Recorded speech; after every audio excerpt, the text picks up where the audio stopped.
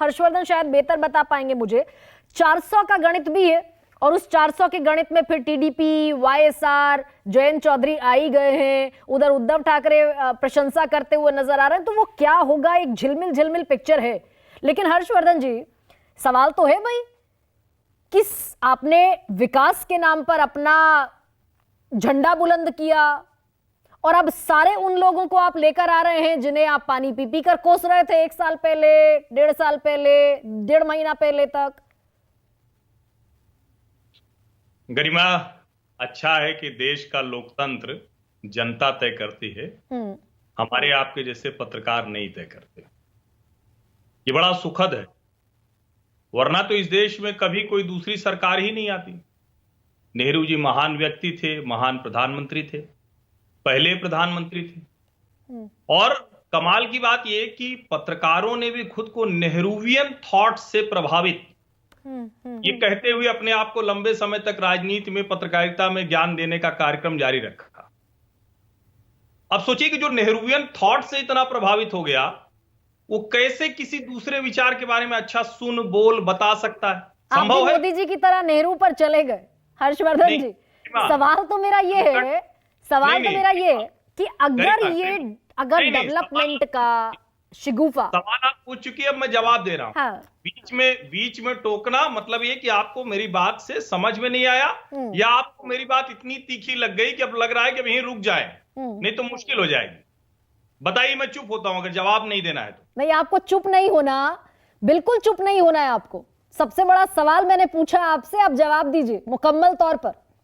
तो पूरा तो होने दीजिए, अभी तो शुरू ही किया मैंने। इतने लंबे लंबे भाषण सुनने के बाद अभी तो मैंने शुरू किया है।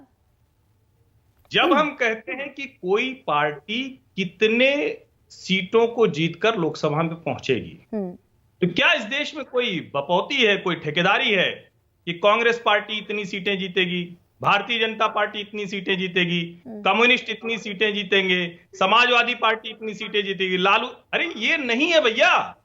डेमोक्रेसी को अंडरमाइन करना, पत्रकारों को बंद करना चाहिए। इस देश में जो राजनेता और राजनीतिक दल देश की महत्वाकांक्षा को लेकर आगे चलेगा, उसके साथ जनता जुड़ती चली जाएगी। तो ये सवाल तो पूछा जाएगा ना हर्षवर्धन जी, ये सवाल मेरा अगर गैर वाजिब हो तो मुझे बताइएगा मुस्कुराहट के साथ, कि अगर इतना सब कुछ हरा भरा है तो फिर ये आवश्यकता जयंत चौधरी जैसे व्यक्ति की या फिर नीतीश कुमार की बिहार में क्यों पड़ जाती है, उत्तर प्रदेश में जयंत चौधरी की आवश्यकता क्यों पड़ती है, और क्यों फिर आपको टीडीपी वाईएसआर की आवश्यकता पड़ती है, कर्नाटक में जेडीएस की जरूरत आपको पड़ती है? जब आप भानुमति का कुनबा कहते हैं 28 दलों के गठबंधन को, तो आप 38 के बाद 39 और 40 के साथ क्यों चलने को तैयार होते हैं?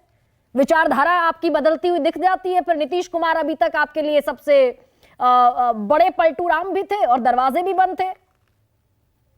देखिए गरिमा, सवाल का जवाब तो मैं पूरा ही दूंगा, लेकिन ये टीवी पर आपके शो देखने वालों को लग रहा होगा कि हर्षवर्धन त्रिपाठी की 1 मिनट की बात भी पूरी नहीं हो पाई, और 4-4, 5-5 मिनट की बात में आपको कोई सवाल नहीं सूझा। गरिमा, नहीं, मैंने सीधा नहीं हर्षवर्धन जी, मैंने सवाल पूछा और सवाल का बड़े एहतराम से मैंने सवाल पूछा और सवाल का एकदम सीधा जवाब लिया। तब आप सवाल, और मैं आपसे भी यही उम्मीद कर रही हूं कि मुझे आप इस सवाल का सीधा जवाब दे दें।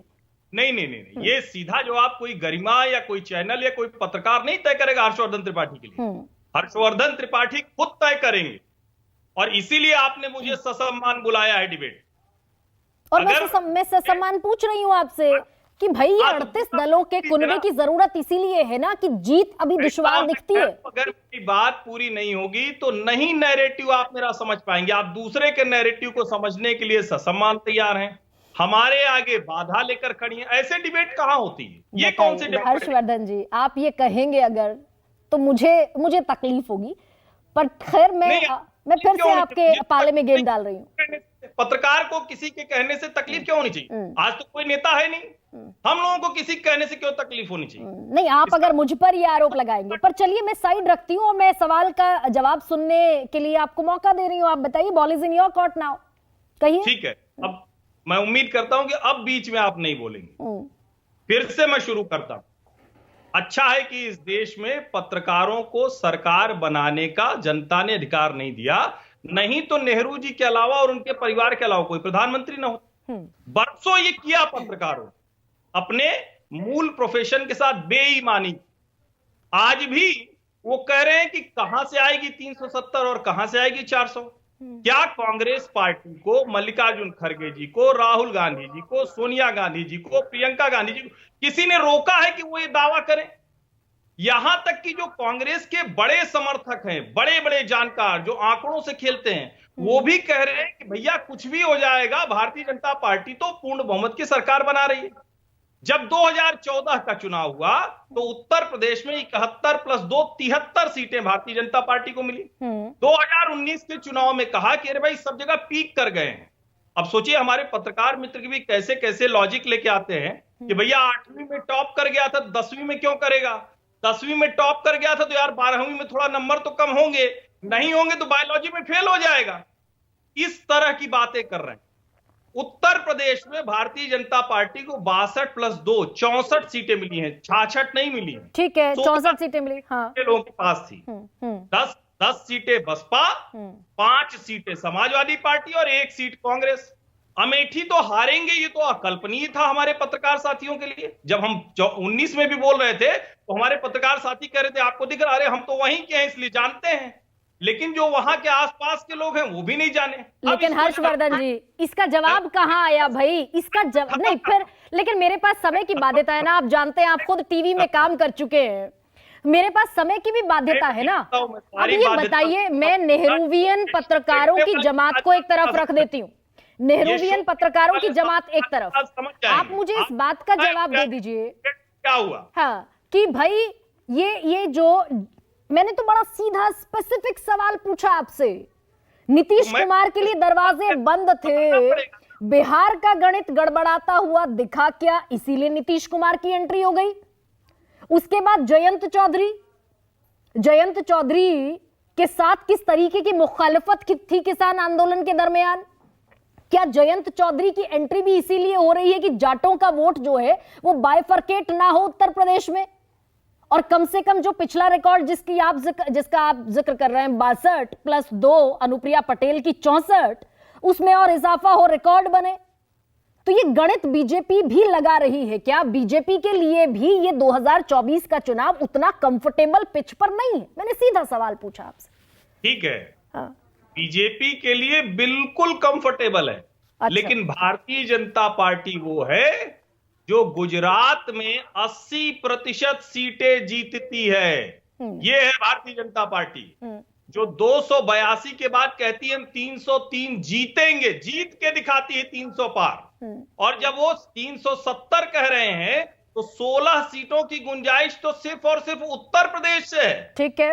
और अगर आप दूसरे राज्यों की बात करें, जयंत चौधरी के मामले में यहां ये सब जानते हैं, ये किसी को भ्रम नहीं है, जयंत चौधरी और भारतीय जनता पार्टी किस लिए एक दूसरे के साथ आए हैं? ज्यादा लाभ जयंत चौधरी को ही होना है। लेकिन हां, मनोबल के तौर पर आप जरा सोचिए, एक सहयोगी विपक्षी दलों को एक दूसरे के साथ खड़ा नहीं मिल रहा। ममता बनर्जी कह रही है कि 40 सीट नहीं जीत पाएंगे, भारतीय जनता पार्टी के नेता तो बाद में बोल रहे हैं आपके पास, और मैं इस बात से सहमत हूं। राशिद किदवई जी की सिर्फ एक बात से मैं सहमत हूं, उन्होंने कहा यह सच है, नीतीश कुमार अकेले नेता थे, अगर उनको विपक्ष लेकर चलता तो आप एक नैरेटिव की लड़ाई में आगे आते। चुनाव जीत रहे थे नहीं था, कहीं आप टिकते नहीं है। भारतीय जनता पार्टी बड़ी आसानी से 325 सीटों के ऊपर तो बिल्कुल दिख रही है। लेकिन हर्षवर्धन जी, भी हो जाए तो आश्चर्य नहीं। और मैं कड़े सवाल सबसे पूछती हूं, ये आपने मुस्कुराहट के साथ जो मुझे तंज भरी तमाम चीजें कह दी, मैं तो सबसे पूछती हूं भाई कि अगर 28 दलों का गठबंधन भानुमति का कुनबा है तो फिर आप हिम्मत कीजिए कि 38, 39 और 40 के बाद ये जो गठबंधन दूसरा है ये भी भानुमति का कुनबा है क्या? ये अलग बात है कि अभी अलाइनमेंट नहीं बिगड़ा इनका क्योंकि सत्ता है। नहीं फिर गरिमा जी देखिए, मैं कह रहा हूं मूल पे आइए। मैं हमेशा कहता हूं धुरी मजबूत हो ना तो उसके अगल बगल चाहे जितना घेरा लगाते जाइए, बड़ा बढ़िया चलता है, सुंदर चलता है। चंदन के पेड़ पर लिपटत रहे भुजंग, या तो ये कह लीजिए, और मधुमक्खी के छत्ते पर फिर कमजोर है। ठीक है अगर सर, धुरी कमजोर है ना तो दो में ही वो टूट जाता है। तो मुझे लगता है भारतीय जनता पार्टी जैसी शानदार धुरी के इर्द गिर्द एनडीए है। ठीक है हर्ष जी, मैं लौट रही हूँ।